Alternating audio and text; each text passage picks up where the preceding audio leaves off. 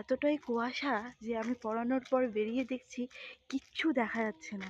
এটা হচ্ছে গাজল ব্লক। আমি গাজল ব্লকে পড়িয়ে এইমাত্র বাড়ি যাচ্ছি।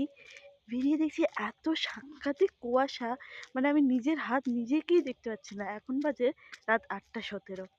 জাস্ট দেখো তোমরা সবাই, এত পরিমাণে কুয়াশা পড়েছে বলার কথা না। জাস্ট দেখো তোমরা। আমি ঠিক বলতে পারবো না যে কত পরিমাণে ক্যামেরাতে ধরা পড়ছে, কিন্তু মানে এতটাই কুয়াশা যে গাড়িগুলো যে পার্কিং করা আছে সেটা অবধি বোঝা যাচ্ছে না। নিশ্চয়ই বোঝা যাচ্ছে যে পুরোটাই ঘোলা, একদম অন্ধকার।